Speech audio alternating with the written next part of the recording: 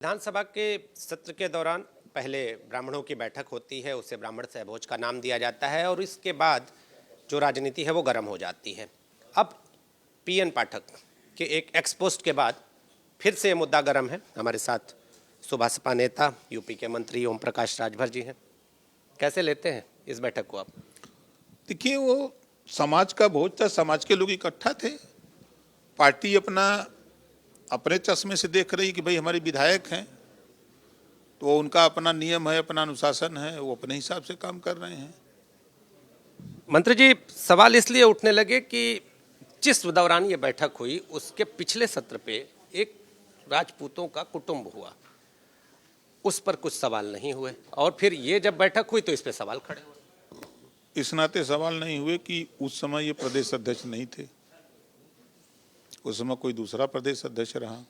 Party की नीतियां तो वही थी। पार्टी की नीति वही थी, संज्ञान में लोग नहीं लिए। अब इसका जवाब तो वही लोग दे सकते हैं। जिस तरह से वर्तमान प्रदेश अध्यक्ष भारतीय जनता पार्टी के, उन्होंने इस बैठक पर नोटिस जारी कर दिया, आपका क्या कहना है, ये सही है? देखिए, वो पार्टी के नियम के हिसाब से अपने जब से अध्यक्ष बने हैं तो पार्टी को साथ सबको लेके चलने का जो उनका अपना विकल्प है, सबका साथ सबका विकास, उस हिसाब से अपना काम कर रहे हैं। और ये लोग अपना भोज का कार्यक्रम अपने हिसाब से कर रहे हैं। तो क्या लग रहा है, समाजवादी पार्टी जिस तरह से कह रही है कि भारतीय जनता पार्टी में जो ब्राह्मण है उनकी सुनी नहीं जा रही है, इधर आ जाइए, इधर बड़ा सम्मान मिल जाएगा, आपको क्या लग रहा है? आप भी तो अनुभव है आप। नहीं, अगर बेचारे अखिलेश जी बहुत चिंतित हैं तो वो एक दो दिन में बुला के प्रेस करें कि 403 सीटें यूपी में हैं और 403 सीट पर हम ब्राह्मण लड़ा देंगे और सरकार बनेगी तो हम ब्राह्मण को ही मुख्यमंत्री बना देंगे, ऐलान कर दें अगर दम है तो। मंत्री जी, कुछ बिंदुवार पूछ लेते हैं। पहले बैठक होती है, फिर सवाल खड़े होते हैं, यूपी बीजेपी के प्रदेश अध्यक्ष का एक नोटिस आता है, फिर पीएन पाठक जिनके घर पे ये बैठक हुई, उनकी अगुवाई में ये बैठक कही जा रही है कि इस तरह का सहभोज हुआ, उनका एक एक्सपोस्ट आता है और वो बैठक के मायने बताते हैं कि जब ब्राह्मण बैठता है तो क्या क्या होता है। क्या लगता है, बीजेपी में सब कुछ ठीक ठाक चल रहा है? All is well. कहाँ कैसे लगा? क्योंकि अखिलेश यादव का एक्सपोस्ट है, यूपी में व्यक्तिवाद चल रहा है। समाजवादी पार्टी में जातिवाद चल रहा था, और यहाँ क्या चल रहा है? यहाँ तो सबका साथ सबका विकास हो रहा है। और बैठक भी हो रही। बैठक तो स्वाभाविक होना है, उनके ज़माने में नहीं होती थी। उनके ज़माने में तो हम देखे कि यादव जी लोग टोपी या लुंगी लगा करके मुसलमान बन करके मीटिंग में बैठते थे।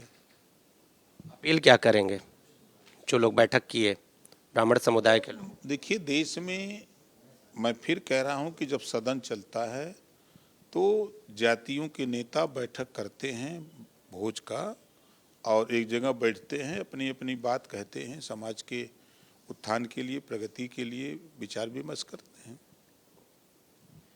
लेकिन यूपी बीजेपी प्रदेश अध्यक्ष का ये कहना है कि भारतीय जनता पार्टी जातिवाद की राजनीति नहीं करती।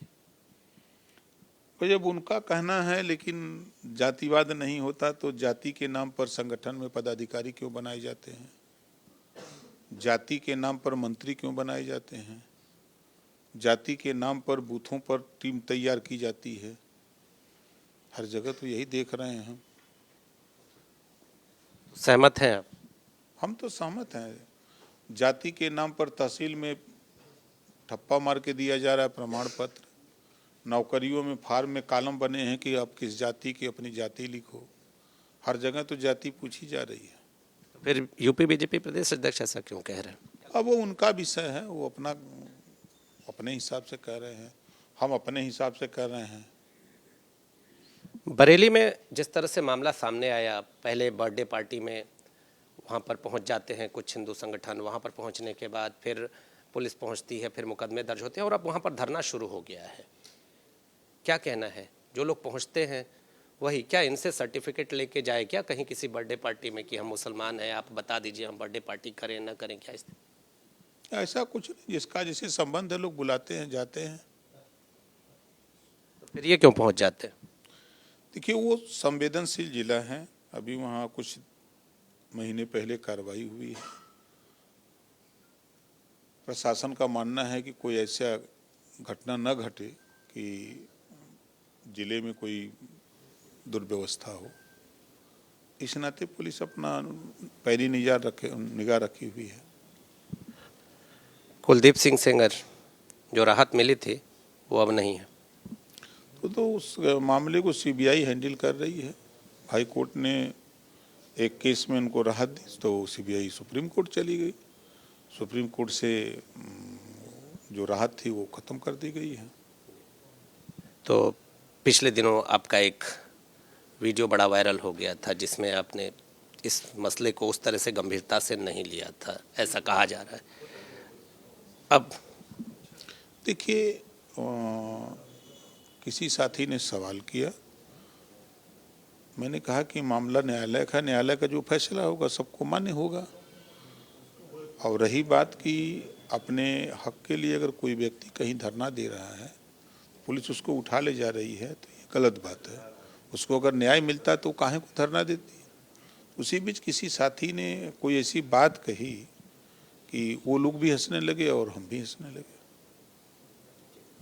अब क्या मानते हैं, जो कोर्ट का अगला जो निर्णय आया उसे क्या मानते? न्यायालय का फैसला सर्वमान्य है।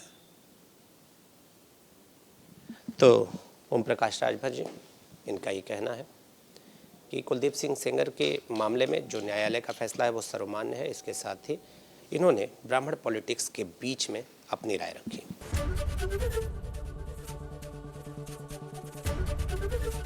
एबीपी गंगा, खबर आपकी, जुबान आपकी।